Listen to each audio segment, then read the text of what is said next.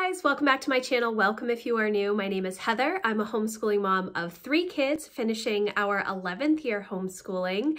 If you are not subscribed, I would love for you to hit the subscribe button and the notification bell so you are notified of all of my future videos. Today is maybe my last monthly homeschool update video for the year. I'm not sure if I'm going to continue doing them through the summer or not, or if I will just do like a summer recap, but we are done with our homeschool year. All of the stuff that I planned way back in June of 2021 is complete. And that is so nice. It is so nice to just be able to breathe and say we are done. So this is going to be my April update. We do homeschool year round, which is why we are finishing all of what I planned in April instead of, May, June. We start all of our new curriculum usually in July. So we are right on track to be done, and I'm super happy that we have completed another homeschool year. So this month was kind of a finish the homeschool year strong. That was my priority.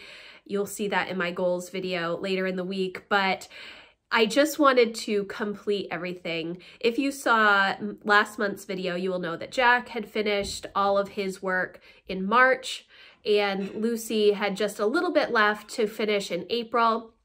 And so that is all done. Emma was the last lingering person with math and Spanish, and she is now finished with all of that. So overall, it was a really good month. We, just had to finish up odds and ends, so there wasn't a ton of stuff going on school-wise.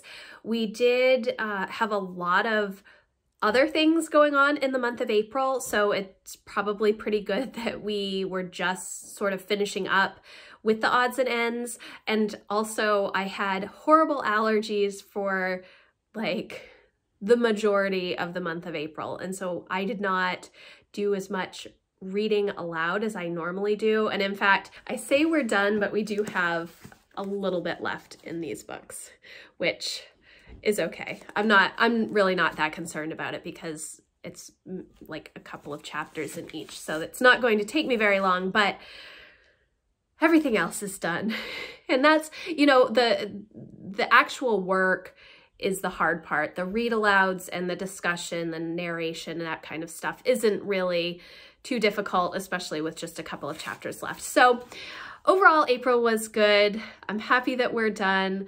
I was a little sad that I couldn't finish our read alouds in April, and I do have a little bit to finish this week, but that's okay.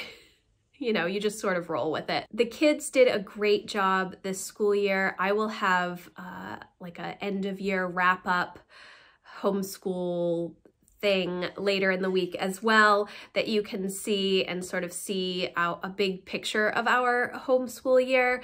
But for April, we just mainly finished up everything.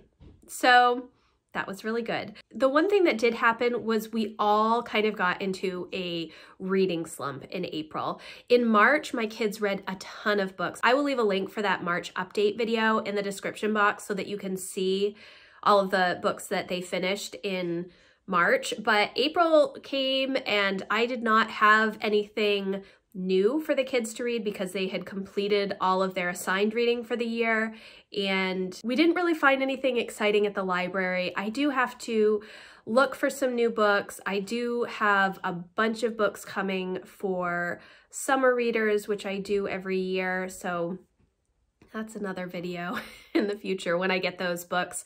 It's hard because they love reading, just like I love reading, which is awesome. But keeping them in new books is a challenge.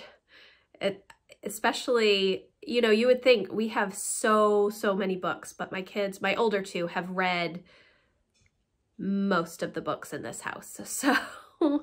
So it is a little bit more challenging, but I've just got to look for some new books and talk to our children's librarian. But yeah, so we were all kind of in a reading slump. I was also in a reading slump this month, and we were just finishing up the tail end of history and read alouds. So we didn't really complete any new books. Emma did read Echo, and I think that was her final book for the year that she had to finish. And then they tend to listen to audiobooks or pick up Harry Potter, or Emma will read Jane Austen when she doesn't have anything else going on. So that's what we have mainly been doing in the month of April for reading for the kids. Emma is reading a book currently. I do not know the title. She's almost done with it.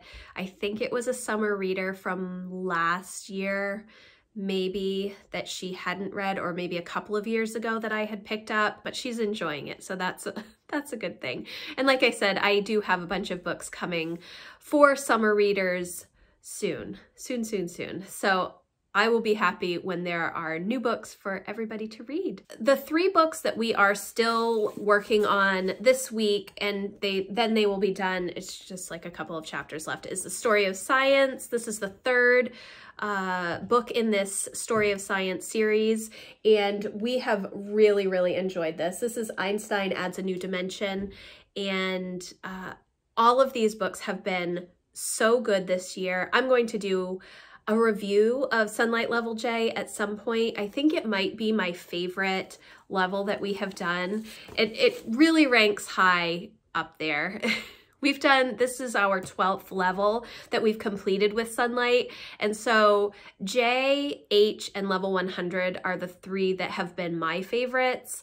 And we have just had a really good year this year with this level J. History specifically. The read alouds were kind of hit or miss for my kids and for me, but the history portion was amazing, and the readers that Emma did through level J were also awesome because they were mostly like fantasy type books and dystopian, which she loves. So yes, this is the next book that we are finishing up this week, Bomb.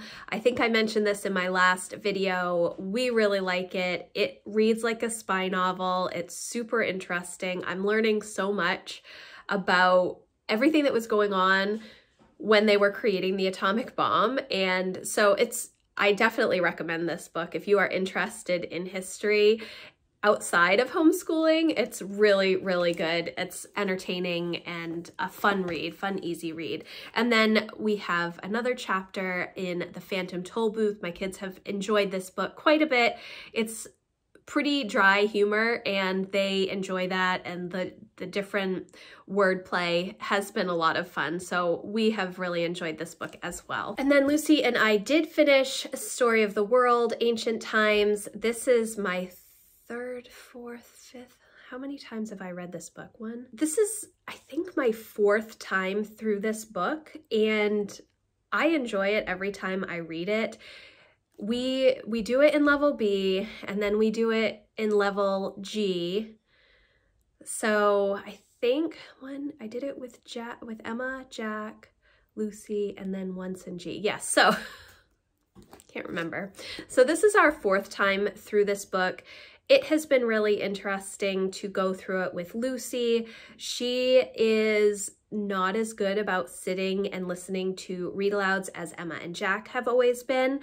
And so that's a little bit different, but she did enjoy this. I really like how this is written, the stories. It's just a good book. We use this instead of Children's History of the World, which I'm not a huge fan of. I just like how this one is written more. So this is what we use. I think at the beginning of the year when I did my 1st grade curriculum choices video, I had this one and volume 2 as what I was going to be doing with the level B Sunlight curriculum for 1st grade, but that was not the case.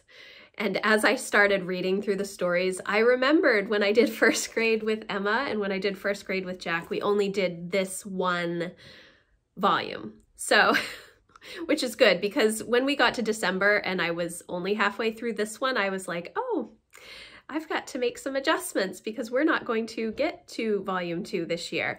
So volume 2 will be next year, which is which is fine. So overall, it was a good month. Like I said, we did get into a reading slump. There was one book that I read that I really enjoyed, and that was Throne of Glass by Sarah J. Maas. I started the Throne of Glass series in April. I've only read the first book, and I did just pick up the second book at the library, and I'm maybe 20 pages in. So I really have not read very much of it at all, but it was a good book. I was reading every day in April, but I wasn't reading a ton of books that were great books to me. They were all kind of 3-star mediocre reads. And because we were so busy and I was working on a lot of home projects and things like that, I listened to a lot of audiobooks.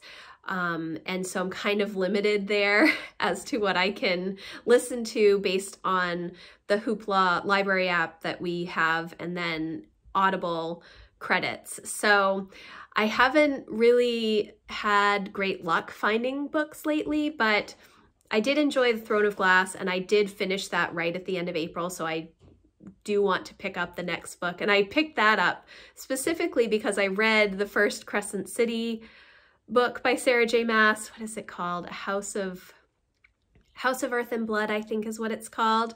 I didn't realize that I knew that the series was not complete, but I thought that the book that was coming out in March, April was the last book in that series, and it wasn't. So that was disappointing. I have to wait until 2023 for that. So I had to put that series on the back burner. But anyways, it has been a good month, just finishing odds and ends. Now we move into more interest-led and passion projects, interest-led learning and passion projects for May, June, and the beginning of July. So I will definitely have some videos coming with some of the things that my kids are planning to work on. Like I said, we are year-round homeschoolers, so I don't look at it as our year has completely ended, because we are still going to be doing learning activities and such, but all of the work that I had planned, all the curriculum and resources that I wanted to get through in our homeschool year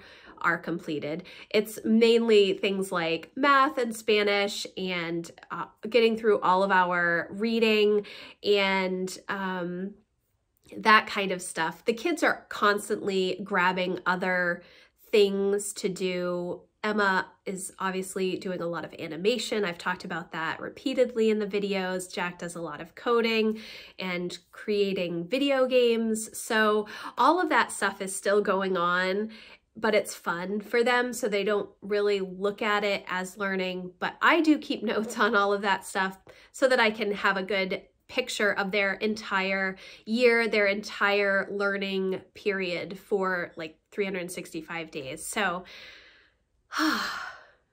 that is me, the sigh of relief to say that my work for this homeschool year is pretty much done. And so now I get to do some of the maybe more mindless things of organizing homeschool curriculum. And then in June, I will start to think really in depth about lesson planning for our new homeschool year. So thank you guys so much for watching. If you like this video, please give it a thumbs up, and I will see you in the next one. Thanks guys, bye.